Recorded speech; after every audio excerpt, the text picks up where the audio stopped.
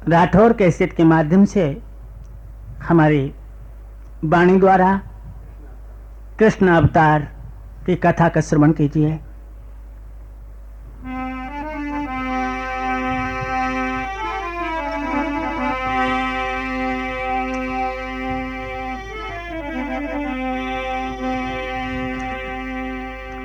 मथुरा नगरी के बीच भयो एक उग्रसेन भूपाले। कैसा राजा था?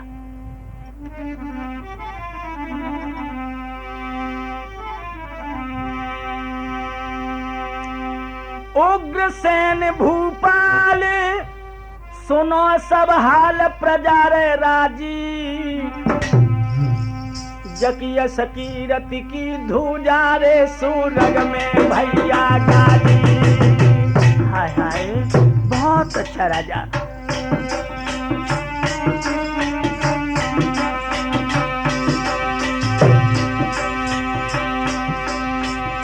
अरे स्वर्ग में गाजी, स्वर्ग में गाजी, स्वर्ग में गाजी, स्वर्ग में गाजी।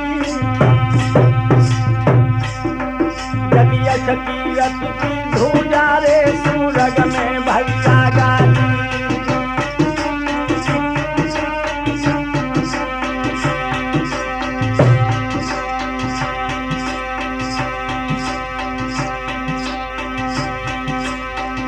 प्रजापुत्र समान दे तू है दान, दुर्जन को ताजी, दुर्जन को काजी। ओ पवन देखा जकी प्यारी लेके पिया की जीते बाजी।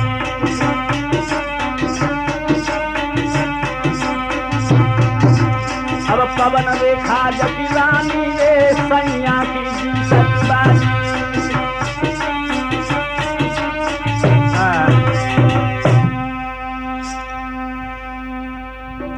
मथुरा नगरी में उग्रसेन नाम के राजा राज्य करते थे, जिनकी प्राण प्यारी का नाम था पवन रेखा, जो पतिव्रत धर्म में दक्ष थी।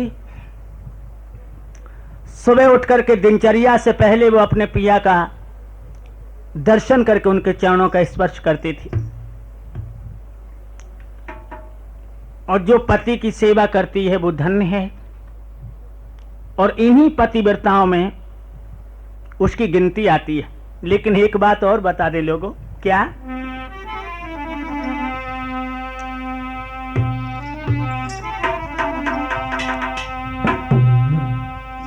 विधना की कैसी नजर निराली है, जाके भयो न लाला रे लाली है विधना।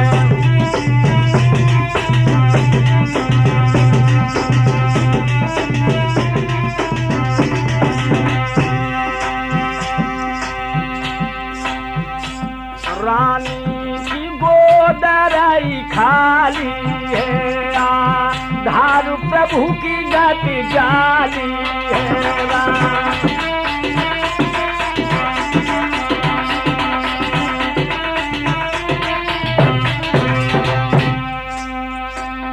मेरे नौजवान साथियों एवं बुजुर्गों, महारानी पवन रेखा बहुत ही खूबसूरत है, मगर वो कहावत तो आप लोगों ने सुनी होगी,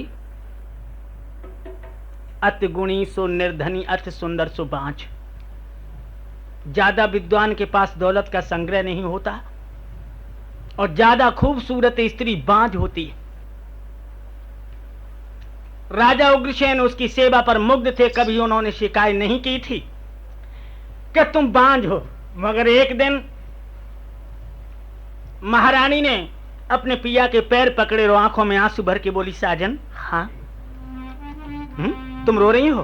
हाँ, मैं आज रो रही हूं। क्यों?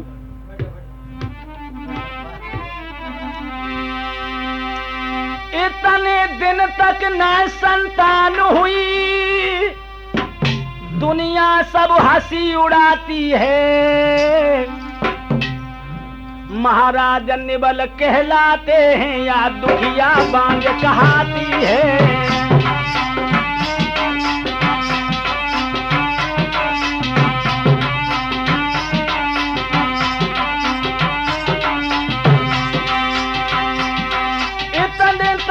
संतान हुई, इतने दिन ना संतान हुई, दुनिया सब हंसी उड़ाती है। महाराज निबल कहलाए रहे हैं या दुखिया बांझ कहाती है।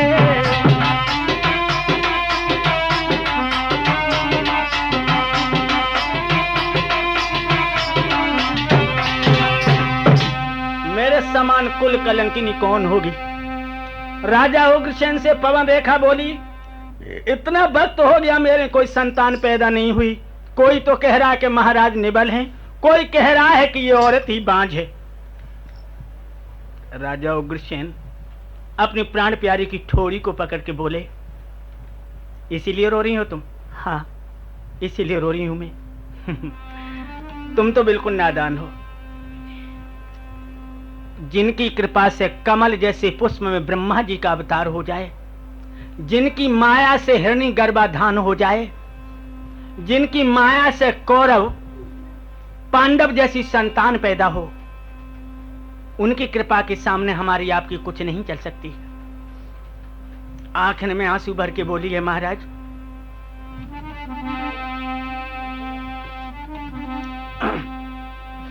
अरे कछु बात प्यारे होने की।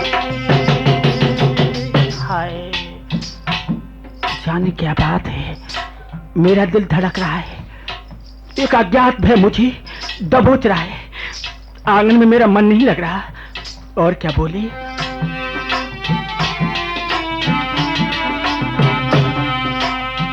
अरे कछु बात प्यारे होने की,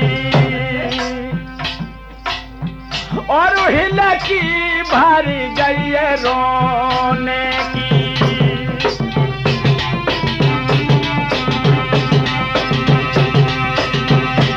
अरे नथुनी टूट पड़ी अरे सोने की।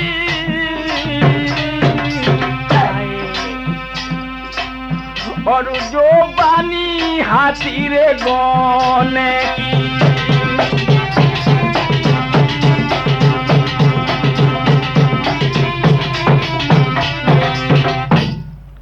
क्या पता है मेरा दिल इतना क्यों धड़क रहा है।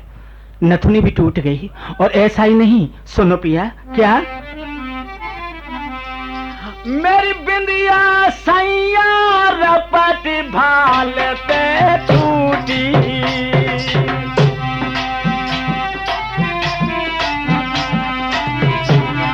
पवन रेखा बोली, सुनो। मेरी बिंदिया सैया रपट भाल से छूटी। पचरंग पलका की पाटी, पचरंग पलका की पाटी लपके टूटी। पचरंग पलका की पाटी।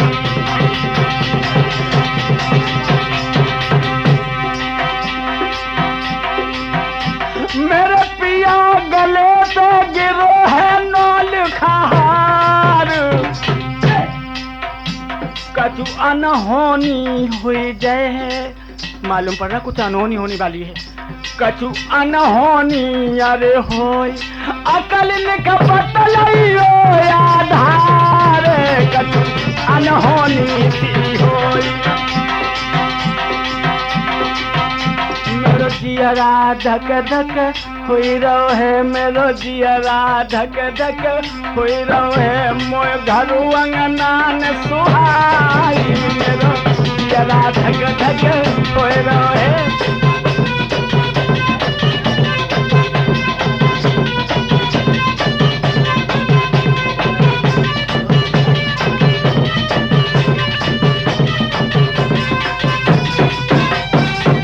मैं सच कह रही हूँ, आज मेरा दिल बेचैन है, मुझे आंगन अच्छा नहीं लगता। अबलाओं का ऐसा भीड़ स्वभाव होता है। कोई परेशानी नहीं, आप निर्भय होकर आराम कीजिए। पवन रेखा राजा उग्रसेन से बोली, पिया दिल गवारा नहीं करता, जाने मुझे डर सा लगता है। कैसी औरत हो? अरे इस तरह की न सोचो, आराम करो, मैं जा रहा हूं। एकदम से अपने पिया का दुपट्टा पकड़ के बोली, पिया तुम जा रहे हो? हाँ हाँ। तो राजा उग्रसेन से पवन रेखा बोली, एक इजाजत चाहती हूं। क्या? मेरो अंगना में मनो नाय लगी रहो डोलिया में।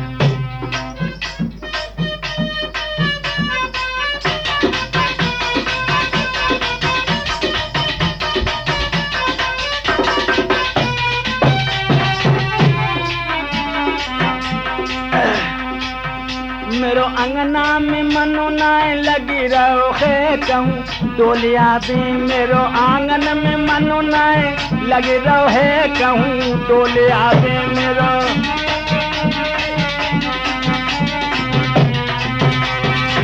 कहूँ जंगल में, कहूँ जंगल की शेर करूंगी, कहूँ जंगल की शेर करूंगी, शेर करूंगी,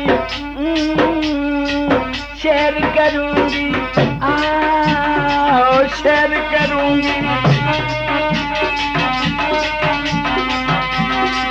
कहूँ जंगल की मैं शेर करूंगी, और गुइया ते अकेले में बोलिया भी आए कह दीजिए। कहूँ जंगल में डोलिया में क्या कह दीजिए। मैं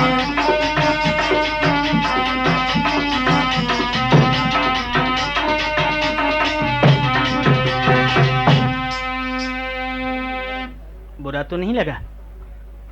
मैं किसी जंगल में जाना चाहती हूँ, वहां महात्माओं के भी दर्शन हो जाएंगे और हमारा मन बहल जाएगा। मैं ही नहीं, बहुत सी सखी जा रही हैं। राजा उग्रसेन कहने लगे, तो हमें क्या पुनः पुनः पूछ रही हूँ? जाओ, चली जाओ और किसी जंगल की सैर करके आओ। मेरे नौजवान साथियों, आज वो पवन रेखा राजा उग्रसेन की धर्मपत्नी अपनी सहेलियों को लेकर के रथ में बैठ करके जंगल में डोलने को चली। और जब वो जंगल में पहुंची, हाय हाय, जंगल की क्या कला थी, आधार नहीं बता पाएगा। कदम कदम पर मौसम बहार है। कभी कभी पुरवाई चलती है ना, तो रानी का दुपट्टा खींच करके मानो अटकेलियां कर रही हो। पपिया पीहू पीहू की आवाज देता है। कोई लोग कुहू कुहू करके जब बोलती है ना, तो एक गृहिणी को बरबसी अपने हृदय सम्राट की याद आ जाती हो। हुआ क्या? एक गजब हो गया लोगों। कौन सा गजब? रथ में बैठी थी पवन रेखा, दो चार सखियां भी साथ थीं, मगर जंगल को देखो रूपुरे के रथ ते रानी कूदी।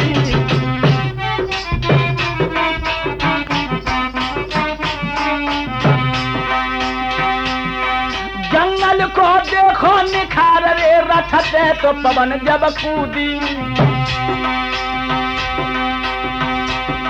एक गली में बात पड़ गई रे के सबकी सुधी भूली।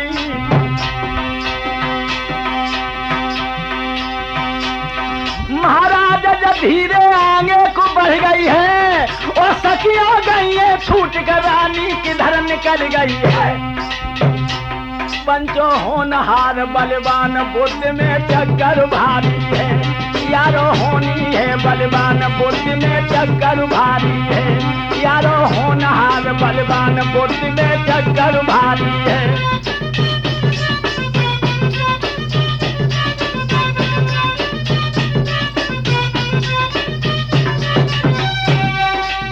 चक्कर भारी है रे बुद्ध में चक्कर भारी है।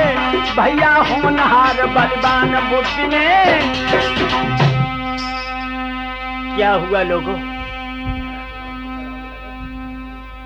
रानी पवन रेखा ने जब मौसम बाहर कदम कदम पर देखा है, अपने को नहीं रोक सकी और रथ में से कूद पड़ी। सखियां तो छूट गईं और वो जंगल में दूर तक चली गई अकेली।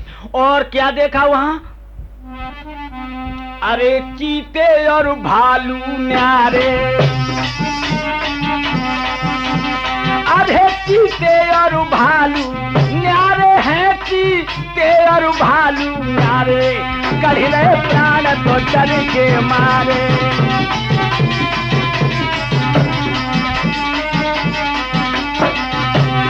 अरे जब शेर धर के किलकारे, अरे जब शेर धर के किलकारे और बा दुखिया को कौन उबारे।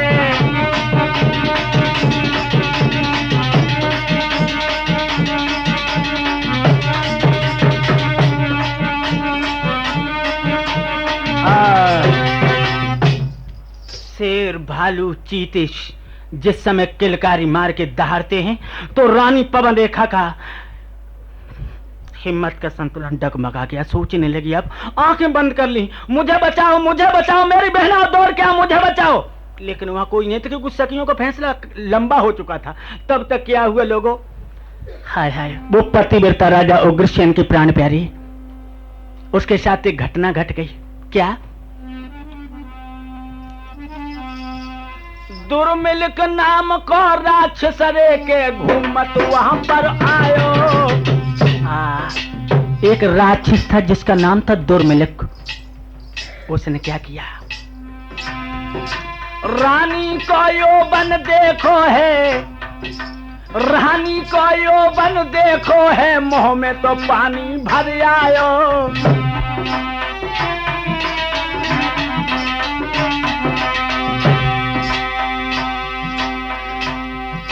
मेरे बिरन हाथों जुहाय के सो संयोग, ओ पापी करे विचार करे हम रानी के संभोग।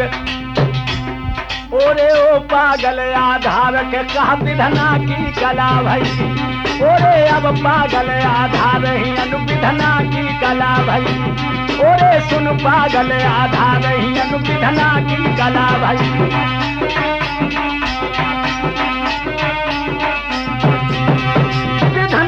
कला भाई ही अनुविधना की कला भाई।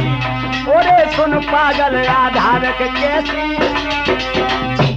दुर्मिलक नाम का राक्षस जो था उसने रानी के यौवन को देखा तो बंधुओं एकदम से वो अपने हृदय में ललायत होने लगा और रानी के साथ संभोग करने के लिए आगे बढ़ा।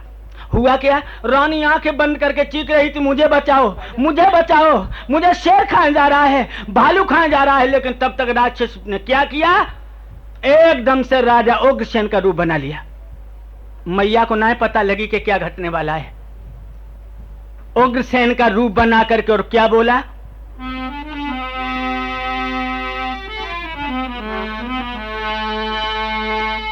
बोलो रानी रुदन छोड़ो, हाजिर है तेरा रखवाला, हाजिर है तेरा रखवाला। मेरे आगे तुझको देखे आधार कौन हिम्मत वाला।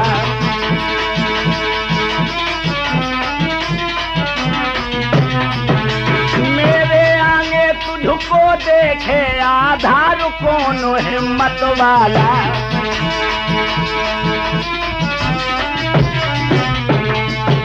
एकदम से वो राक्षस कहने लगा, ठहर जाओ, घबराओ नहीं।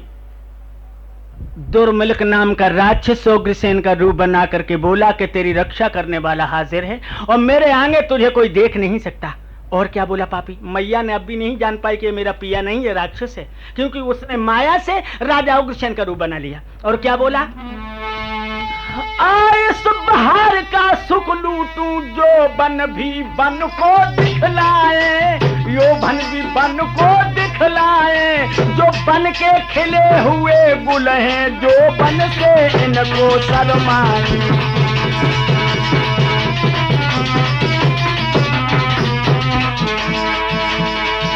जो बन के खुले हुए गुल हैं, जो बन से इनको शर्माए।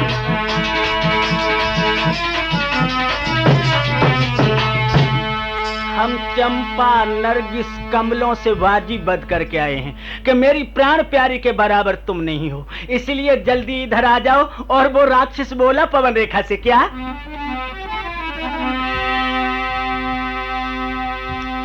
आए गुलाब जो तेरी समता पर। दुर्मिलक नाम का राक्षस बोला, अगर गुलाब तेरी बराबरी करने को आए तो तुम क्या करना? हाय गुलाब तो उठ जरा बाके सामने हिला दीजो, और कमलों के लिए फकत सजनी दो चंचल नैन चलाए दीजो।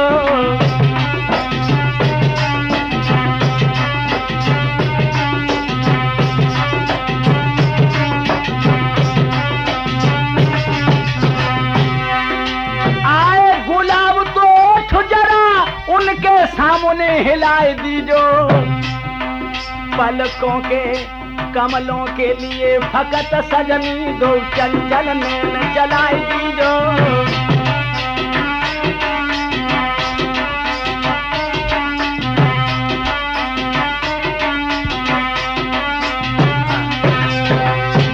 अगर गुलाब तुम्हारी क्षमता को आता है तो उसके सामने ओठ हिला देना, अगर कमल घमंड में आता है तुम्हारे सामने तो तुम अपने नेत्रों को चला देना। और क्या बोला, देखो देर मत करो। क्यों? आओ जल्दी से ओ प्यारी, कोई आए जाए ना बसर कहीं। तो धीमी जबान से बोली है, मैं कब तुमको तैयार नहीं।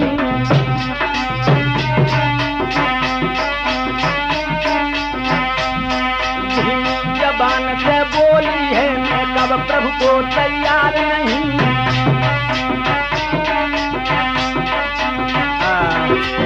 जल्दी आ जाओ वरना कोई बसर इधर घूमता हुआ आ जाएगा। मेरे नौजवान साथियों, पवन रेखा ने नहीं समझ पाया कि आज मेरा सत्य तो नष्ट होने जा रहा है। ये मेरा पिया नहीं है, ये राक्षस है, दुर्मिल नाम का राक्षस है। माँ को नहीं अवगत हुआ और एकदम से वो सोचने लगी ये मेरे पिया ही हैं और कहने लगी मैं तो आपके लिए सदैव तैयार हूं, मगर एक बात का ध्यान रखना। किस बात का? दिन में पशु पक्षी ही संभोग करते हैं, मनुष्य का चोला पाकर के दिन में संभोग करना ये वेदों के प्रतिकूल है। वेदों में ऐसी इजाजत नहीं है। क्यों लिखा है, नते स्वर्गो अपवर्गो शानंदम हृदयम। यदि स्वर्ग संसार और शरीर में कभी चैन नहीं पाता जो दिन में अपनी कामनी के साथ मैथुन करता है। दुर्मिल नाम का राक्षस कहने लगा तू पतिव्रता बनती है और मेरे आदेश का पालन नहीं करती, मैं तेरा पिया हूं। आ रही हूं मैं, तुम्हें जो अच्छा लगे वो करो। हुआ क्या लोगों, धोखे से बानी चने करो सती संभोग।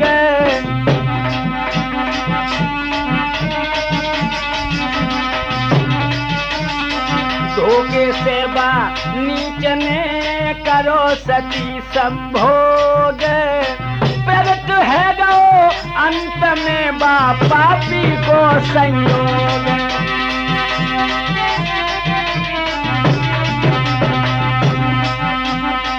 भैया असली सूरत में फौरन वो पापी आयो है।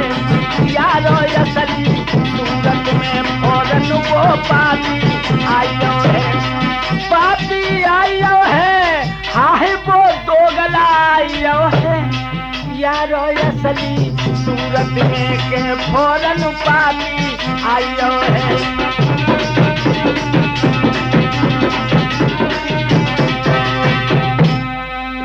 नौजवान साथियों, धोखे से उस पापी ने सती के साथ संभोग किया और अंत में निश्चर का संयोग जो प्रकट हुआ है। जो रानी ने देखा है कि मेरा पिया नहीं है तो राक्षस है, लोगों ये मालूम पड़ा मानो उसके शरीर में हजारों बिच्छू ने एक साथ टंक चुभे दिए हूं और दांती को पीस के बोली, ओ लुच्चा तू, अब मैं अपने पिया के सामने कैसे जाऊंगी? अरे दुश्मन, ओ हैवान, ओ नीच, तूने मेरे सतीत्व को नष्ट किया है। मैं तुझे श्राप दे देती, लेकिन तू मेरा धर्म का दीपक पहले बुझा चुका है। बोलो मैं अपने पिया को कैसे सूरत दिखाऊं? और इतना कह करके बंधुओं, पवन रेखा अपने हाथों से मुंह को ढक करके फपक फपक के रोने लगी। राक्षस बोला, रो रही हो? एक बात मेरी सुनो, तुम मुझे गालियां तो बहुत दे गई हो, लेकिन तुम नहीं जानती कि जब तुम जंगल में घूमती हुई आई और मैंने देखा कि तुम कितनी खूबसूरत हो, मगर तुम्हारी कोख से कोई संतान पैदा नहीं हुई, तो मैंने तुम्हारे साथ भोग करके तुम्हें पुत्र रतन की प्राप्ति होगी मेरे वीर के द्वारा। हमारे वीर से तुम्हें एक पुत्र मिलेगा। तुमने मेरी इच्छा भर दी, मैंने तुम्हारी आत्मा को तृप्त किया है, मगर एक बात है, मेरा बेटा जो तेरी कोख से पैदा होगा मेरे समान बलवान होगा, अपनी बल के द्वारा एकता करेगा और देश का राजा बनेगा। लेकिन उसके अंदर एक कमी है। पवन रेखा बोली, क्या? कैसा होगा वो बेटा? अरे नीच तेरे जैसा होगा, जैसा बाप कमीन होता नीच होता वैसी उसकी औलाद होती है। हमें नीच बता रही हो तुम। हमने तुम्हारे मुरझाए हुए पुष्प को पुनः हरा बनाया, पानी दिया। हाँ, लेकिन वो लड़का कैसा होगा सुन। मेरे समान जोधा होगा कोई जग में जीत न पाएगा, देवतन की तो है कौन है बब इंद्र हार के जाएगा।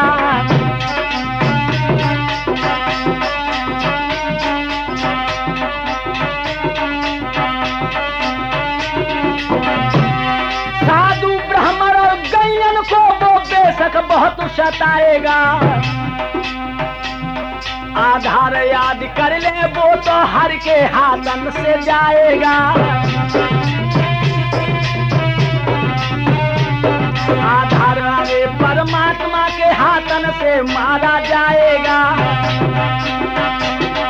आधार तो वो अब जगत पिता के हाथन मारा जाएगा।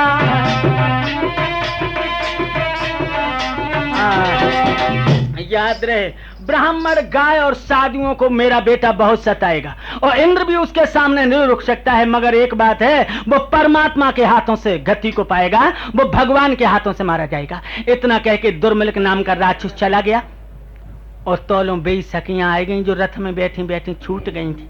एक लड़की सामने आई, बहन तुम मुझे छोड़ के चली आई, मगर तुम्हारी ओठों की लाली कपोलों पर कैसे आ गई, तुम्हारी ये लट कान की बाली में क्यों उलझ गई, तुम्हारे शरीर में ये धूल क्यों है।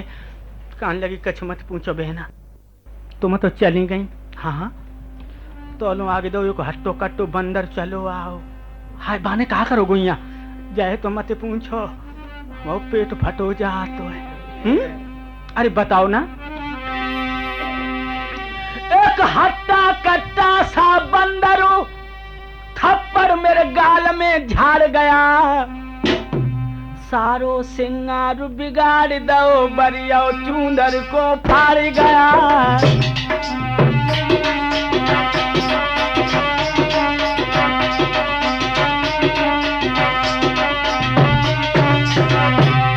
सारो सिंगार बिगाड़ी हो बरिया चूंदर को फाड़ गया, सारो सिंगार बिगाड़ गयो बेरी चादर को फाड़ गया।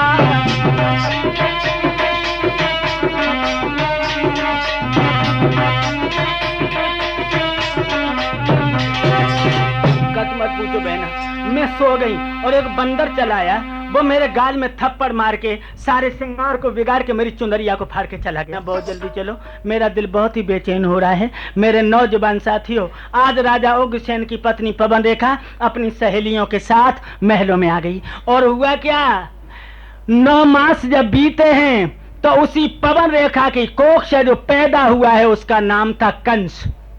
कंस पैदा हुआ, लेकिन जानते हो जब सपूत पैदा होता है तब सगुन होते हैं, मगर जब कपूत पैदा होता है तब असगुन होते हैं। जब कंस पैदा हुआ तो क्या दशा हो गई,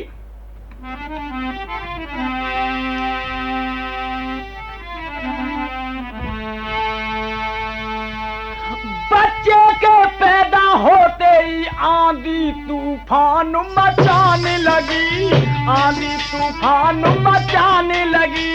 गैया तो कप गई खूंटा पर एक महाप्रलय सी आने लगी।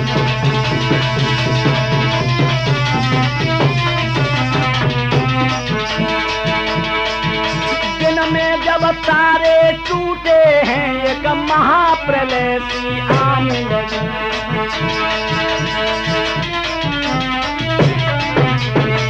और बादल गरजो सन सन भाई, जब आंधी ने अपनी धुन की, आंधी ने अपनी धुन की, आया उबाल तालाबों में हिल गई पार जमुना की।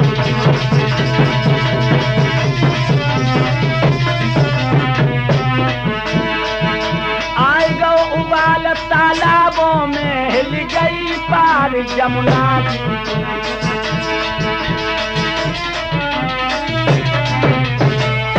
दशा हो गई है, बादल गरजा है, दिन में तारे टूटने लगे, गैया खूंटा पर रमाने लगी, और बादल गरजा, आंधी सनसन की धुन करने लगी, तालाबों में उबाल आ गया और जमुना मैया की पार हिल गई जब कंस पैदा हुआ है। हाँ, याद रहे, इस तरह कंस पैदा हुआ।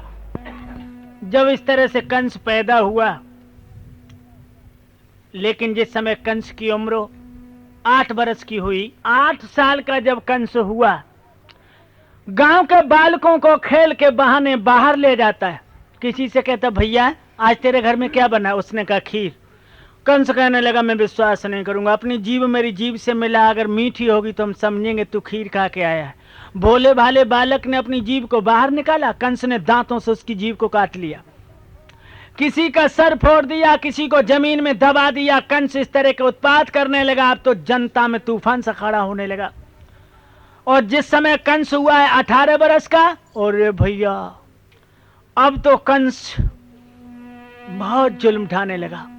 बड़े बाप का बेटा, चमचा भी पीछे लग गए। में छठे भाई गुंडा 18 थे, 18, जिनके हाथ में लाठियां, उत्पात करना शुरू हो गए। इधर बरसाने से 5 लड़कियां दही बेचने को मथुरा जी के लिए चली, और कंस उसी गली में खड़ा था जिस गली से 5 गोरियां जा रही थीं। सर पर मथनियां हैं दही की।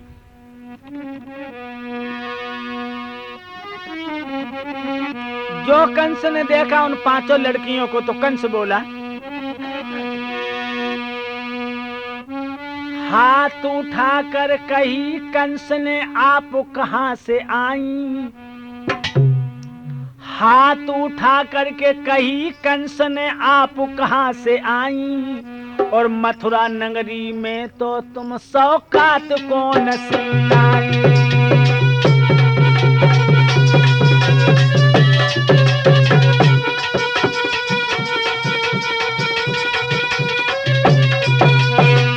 और क्या बोला कंस?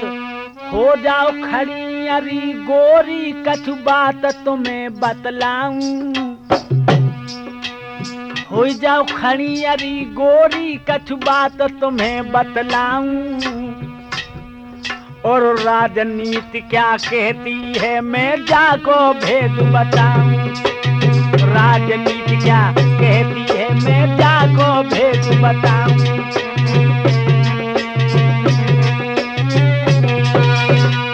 आप खड़ी हो जाओ 5। जो 5 लड़कियों ने कंस राज को देखा, जिसके पीछे 18 गुंडा हाथ में लाठियां लिए खड़े हैं, तो 5 लड़कियां खड़ी हो गई। कुंवर साहब आप? हाँ कहो। हंसकर कही कंस ने जब उनसे गिरा सुनाई। हंसकर बोलो कंस, अरे गोरिन को गिरा सुनाई। कितनी तुम में कुआरी है और कितनी है अब ब्याही।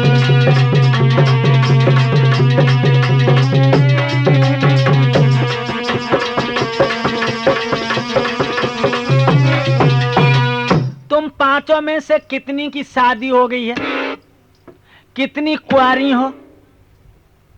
एक लड़की बोली, हम 2 आगे खड़ी, सुनो दोनों गोकुल में ब्याई। हम जो आगे खड़ी दोनों, सुन ले गोकुल में ब्याई। मथुरा नगरी में तो कुंवर जी दही बेच बेको आई।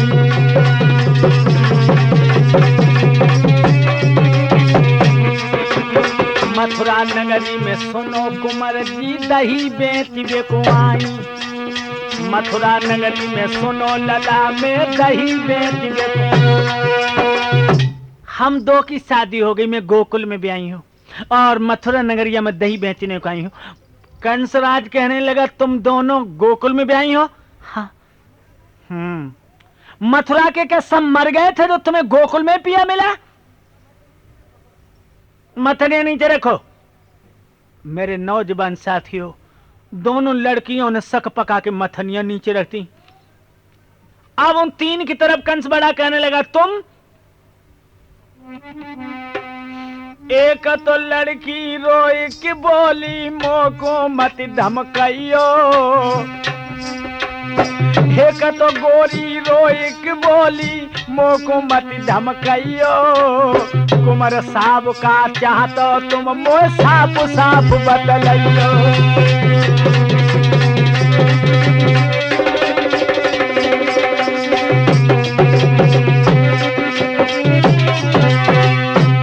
मुझे धमकाना नहीं, आप क्या चाहते हैं? दही खाना चाहो तो दही खा लो। कंस कहने लगा दही नहीं,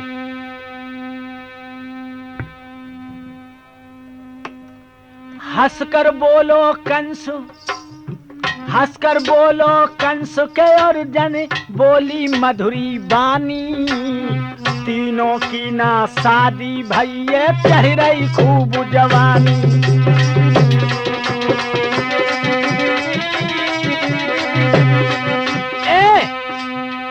तुम तीनों की शादी नहीं हुई जवान हो गई हो। पीछे वाले गुंडों को देख करके कंस कहने लगा खड़े खड़े क्या कर रहे हो? जो लड़कियां जो गोकुल में भाई इन दोनों को पकड़ के वृक्ष से बांध दो। मेरे भाइयों दोनों लड़कियां गुंडों ने वृक्ष से बांध दी और उन तीनों से कहा सुनो, आगे बढ़कर कंस राज उन दुखियन ते ललकारो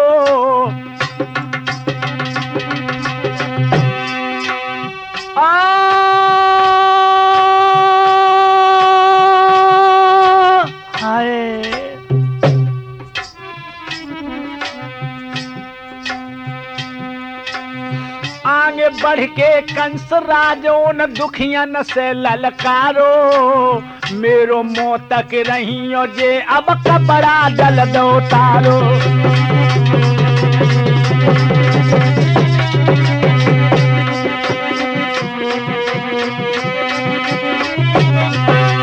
कंस कहने लगा मेरा मुंह क्या तक रही हो, तुम अपने बदन के कपड़े उतारो। और ये पीछे वाले जवानों से बोला है कंसु जो बांध दई जा पेड़ से तुमने इनको नाय गुजारो चमड़ा का कोड़ा लेकर के तन में धर फटकारो।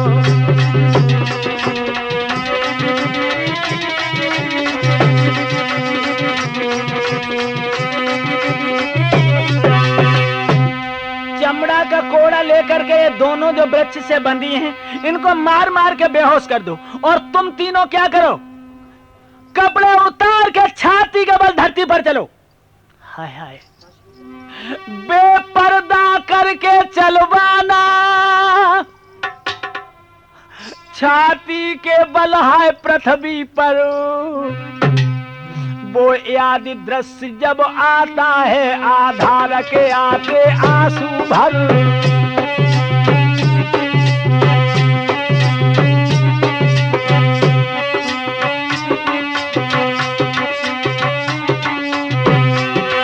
बेपर्दा बेपर्दा बेपर्दा करके चलवाना सीने के बल से पृथ्वी पर वो याद दृश्य जब आता है आधार के आते आंसू भर।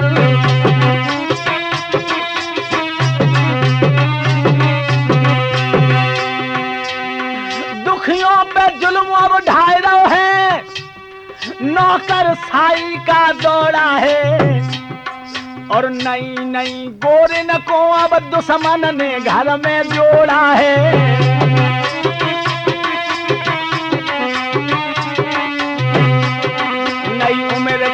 बालाए हैं पापी ने घर में जोड़ा है।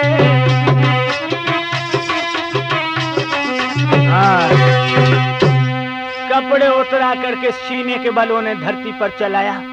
दोनों लड़कियों को कोड़ों से मार मार के उसने बेहोश बना दिया। जब बरसाने में उनके बापों ने सुना है कि मेरी बेटियों की इस तरह की बेइज्जती की है कंस ने, मेरे बंधुओं आज जनता त्राह त्राह करके राजा उग्रसेन की कचहरी में गिर पड़ी। आखिर में आंसू भर के राजा उग्रसेन के सामने खड़े हो गए वो बरसाने के जवान और कहने लगे महाराज तुम्हारा बेटा कंस अब रंग में भंग मिलाने वाला है।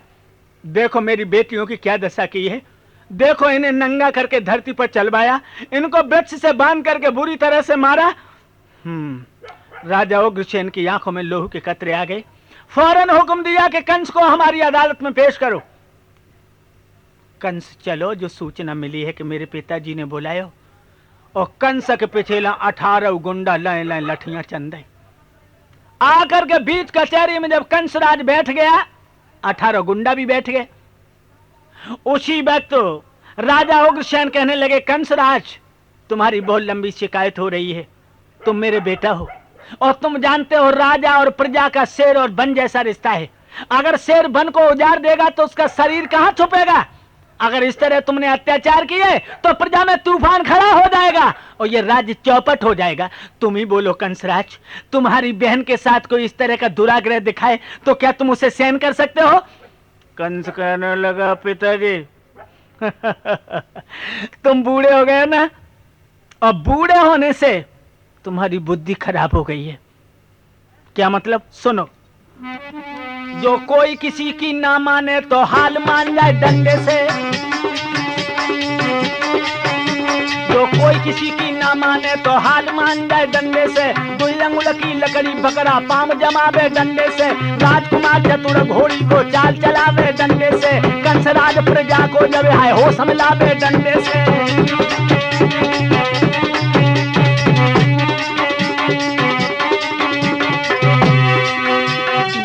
किसी की ना माने, जो कोई किसी की ना माने, जो कोई किसी की ना माने तो हाल मान जाए डंडे से, और दुई अंगुल की लकड़ी पकड़ा पाम जमावे डंडे से, और राजकुमार चतुर घोड़ी को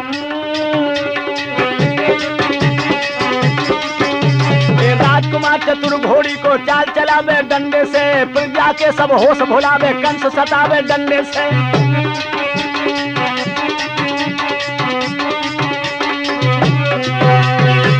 तुम नहीं जानते हो, जिनके हाथ में डंडा होता है उन्हीं की सत्ता होती है, और जिसके हाथ में डंडा नहीं होता उसके हाथ में कोई सत्ता नहीं होती।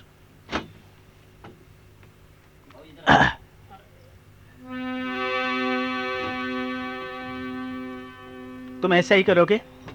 हाँ, मगर गंदी बात है कंस, तुम मेरा बेटा हो, मेरा खून हो। बुढ़ा अभी चीख बहुत लेता है।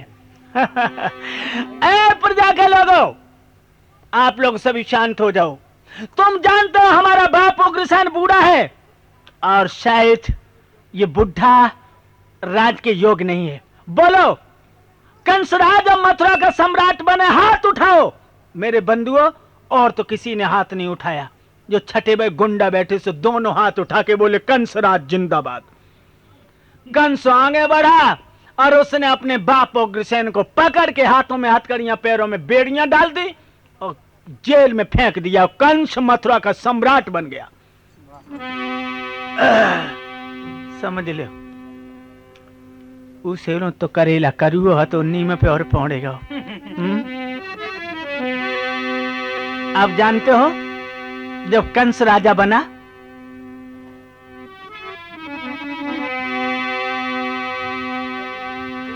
मंदिरों में क्या दिशा होने लगी? अब मूर्तों पे गौवन के सिर है, मंदिर में लो बहता है। कंसराज के शासन में। और कुटी का जो है स्वतंत्र मुनि काली कोठी में रहता है।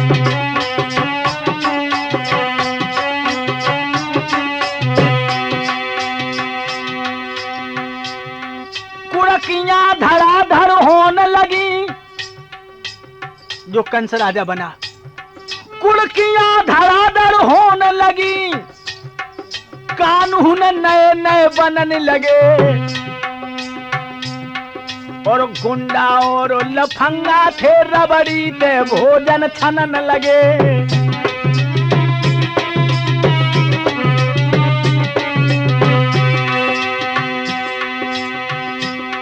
और जानते हो कंस के शासन में टैक्सों की क्या दशा थी? टैक्सों की हालत बेदब थी। पस पर, घर पर, देवाले पर। आधार कसम से कह रहा है, वन टैक्स लो शौचालय पर।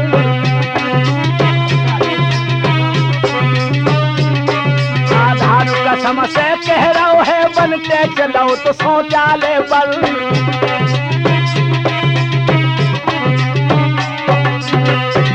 और जानते हो, संसारक राजा बस में थे।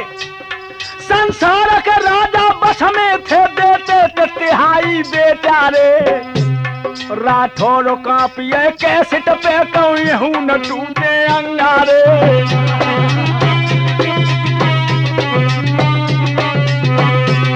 राठौर कांप गए कैसेट पे कहूँ न टूटे अंगारे। राठौर कांप गए कैसेट पे कहूँ न टूटे अंगारे।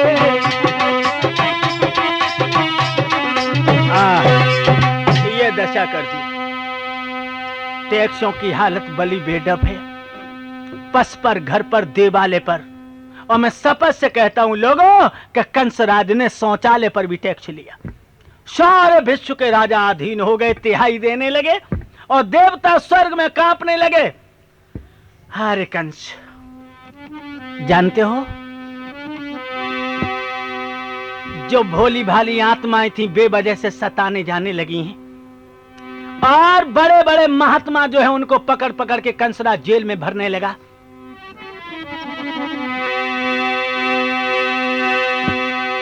क्या दिशा थी उस समय महात्माओं की?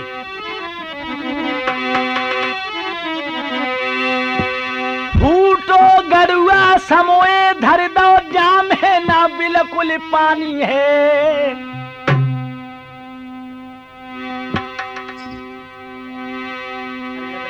आधो जांगिया हाफ कुर्ता एक कमली फटी पुरानी है।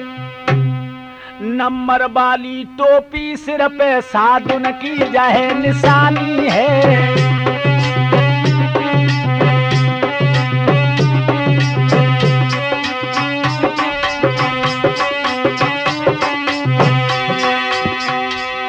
और क्या हुआ? देवालय तोड़ दिए उसने और आग लगाई जाने लगी। और मंदिर में पंचो देखो गोकसी कराई जाने लगी।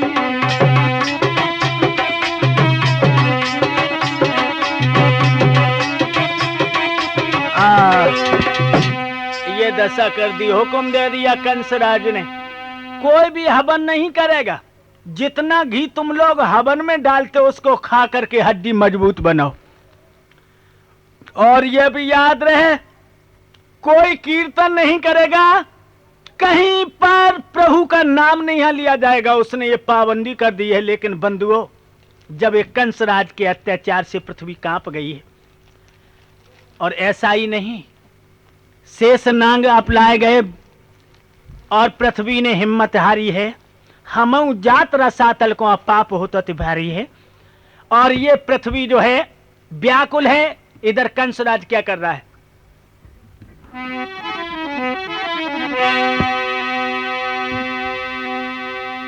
तुम लोग कोई भी दूसरे की सत्ता को नहीं मानोगे मेरे सिवा। वेदों के सफे अग्नि में है, शास्त्रों की खोज हो रही है। और दुखिया धरती गैया बन के ब्रह्मा के पास रोए रही है।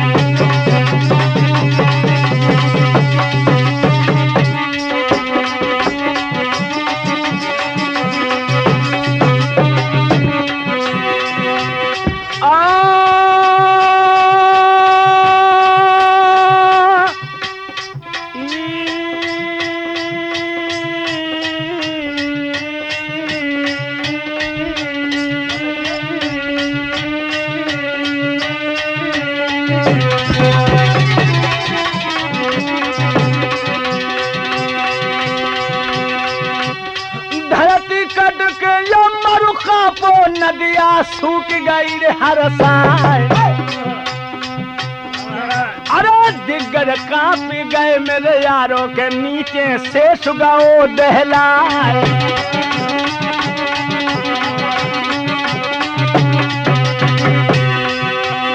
पतझड़ आयो है रे बक्षन पे, सबई किसान गए थे भेराए।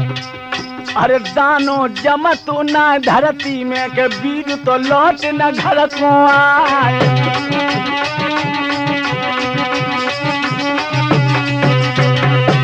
अरे धीरे यार मेरे धीरे धीरे देवन ने कर लो अरे विचार मित्र मेरे धीरे धीरे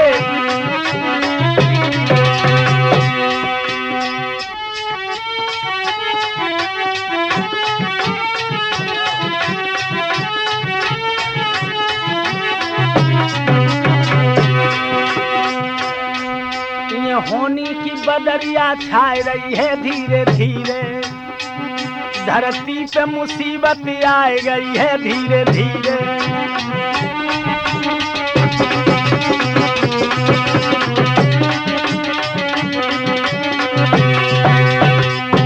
मेरे नौजवान साथियों, वेदों के सफे अग्नि में फेंक दिए शास्त्रों की खोज हो रही है। इधर गैया को रूप धारण करके ब्रह्मा जी की अदालत में धरती मां पहुंची और त्राह त्राह करके कहने लगी, चतुरानन मेरी रक्षा करो, तुम ही मेरे निर्माता हो। चतुरानन कहने लगे, हो धरती, ये आंसू मेरे सामने न बहा, इन आंसुओं को मैं नहीं पहुंच पाऊंगा। ये आंसू उन्हीं के सामने बहा जिन्होंने वक्त वक्त पर तेरे आंसू पहुंचे। कहां जाऊं? भगवान विष्णु के पास जाओ। कंस के अत्याचारों से तुम पीड़ित हो और मैं यह भी बता रहा हूं कि बिना उनके हो धरती तेरी कोई रक्षा नहीं कर सकता, नहीं कर सकता, नहीं कर सकता। देवता लोग कहने लगे, चतुरानन उन्हें कहां ढूंढोगे?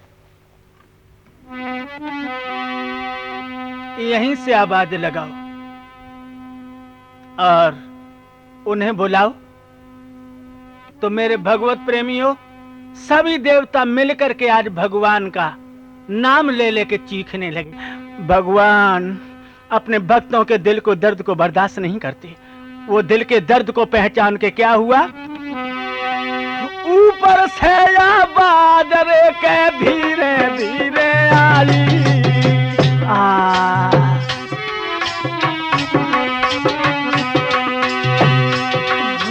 ऊपर से आवाज रे तब धीरे धीरे आई। सुरबंदो तुमने अच्छी मोको बिठा रे सुनाई।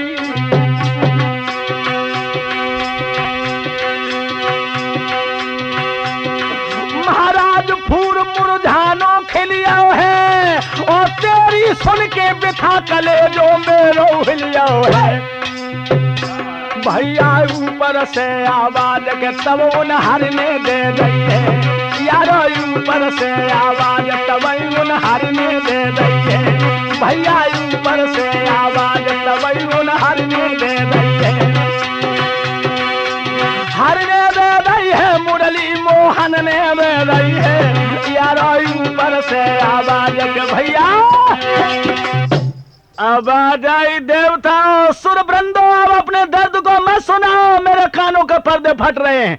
और चिंता मत करो, पृथ्वी के भार को हरण करने के लिए पृथ्वीपाल आ रहा है, आ रहा है, आ रहा है। ये आवाज आई और ये भी कह दिया, देवताओं एक बात सुनो मेरी, मैं कहां आऊंगा और तुम क्या करोगे? मैं क्या करूं? जो मुझे बताओगे मैं सब तैयार हैं। भगवान कहने लगे, अगर तुम तैयार हो तो हम बता रहे तुम्हें क्या। हाँ लोगों, एक बड़ी मजे की बात आ गई है। लोग ये कहा करते हैं कि अहीर देवता, ये कह तो लेते हैं मगर वो ये नहीं जानते कि अहीर देवता कैसे है। देखो, ये भागवत बता रही है कि भगवान ने जब देवताओं के रुदन को सुना है तो भगवान कहते हैं, सुरवृंदो सुनो, मैं आ रहा हूं मगर कैसे? तुम भी जाओ भूमि पे, धरो यादवी रूप। जितने देवता सब धरती पे जाकर के यादव बनो, यादव।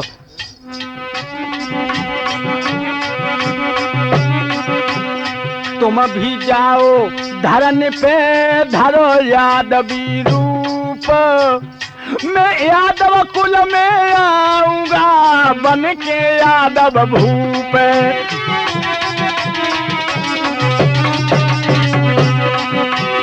यादव कुल में आऊंगा मैं, बन के यादव भूप।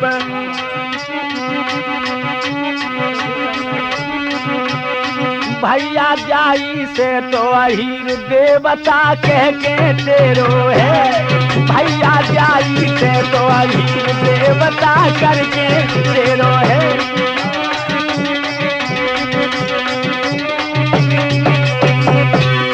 करके तेरो है तू देवता बन के आएगा वो है। भैया ताई भैया ताई भैया ताई सौदू अहीर देवता बन के। बोलो वृंदावन बिहारी लाल की। याद रहे इस तरह से भगवान ने कहा कि तुम सब धरती पर जाओ और यादवों का रूप धारण करो। हम यादव कुल में यादवों के राजा बन के आएंगे।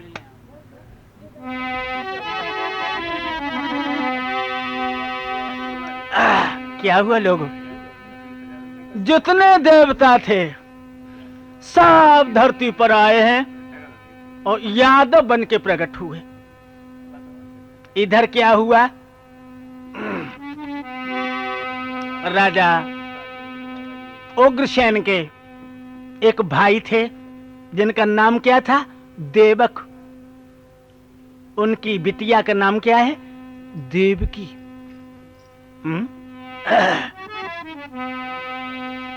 देवकी को कंस बहुत प्यार करता था। खाए तो संग, जाए तो संग, गाए तो संग। यानी एक मिनट को भी अपनी चचेरी बहन को कंस अलग नहीं करता था। और एक बात और बताऊं, कंस के चाचा देवक ने अपनी बिटिया की शादी वसुदेव के साथ में की। अगर हम शादी का विस्तार आपको बताएं तो प्रभु का जन्म हम 2 घंटे में नहीं दे पाएंगे। वसुदेव के रानियां एक नहीं, वसुदेव के 60 रानियां थी। 60। देवकी जो थी यह भी उनकी पत्नी है। देवक ने हर्षोल्लास में अपनी बेटी देवकी का विवाह वसुदेव के साथ में किया। हाथी, घोड़े, सोना, चांदी, किंकर, किंकरी बहुत दान में दी। हाय हाय, जब देवकी की विदा भई है ना, ससुराल को चली। और तुम जानते हो कि कोई लड़की जब ससुराल को जाती है तो मालूम पड़ता है मानो घर की सब शोभा उसी के साथ चली गई। जब देवकी ससुराल को तैयार भई, कंस फटी फटी आंखों से अपनी बहन के चेहरे को देख रहा था। आगे झपट के बहन देवकी ने अपने भैया कंस को छाती से लगा लिया और कहा, बोली, भैया काहे को ब्याई विदेश ओ भैया। गले से लग करके कह रही है देवकी, काहे को ब्याई दई विदेश ओ भैया।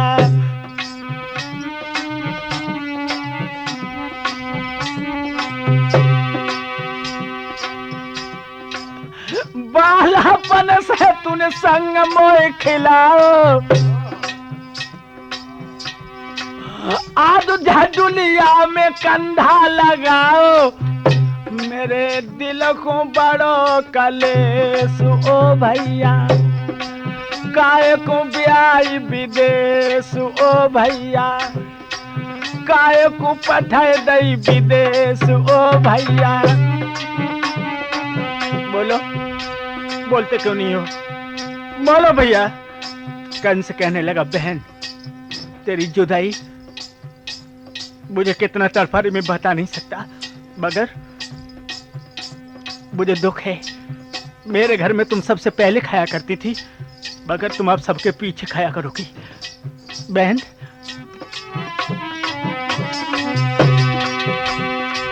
अपने प्रीतम से प्यार तुम करियो,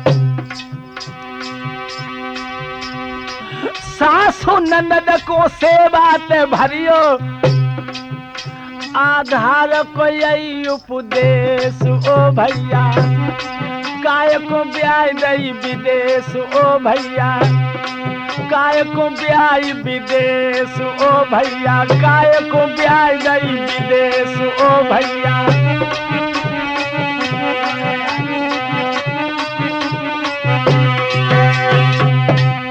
जाओ, हमें रो रो के मत रुलाओ बहन देवकी, मैं जल्दी बुला लूंगा तुम्हें। चलो। बड़े समारोह के साथ विदा हो रही है देवकी की। रथ में देवकी जा रही है, पीछे से एक रसाला है, ताके पीछे है कंसराज, वसुदेव कुमार को साला है।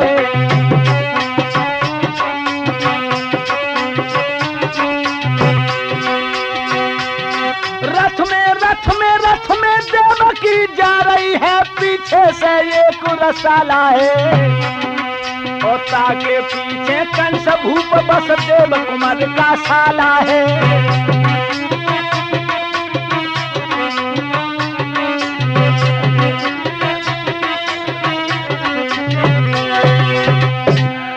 देखिए कितना हर्ष है अपनी बेंदुली की विदा में,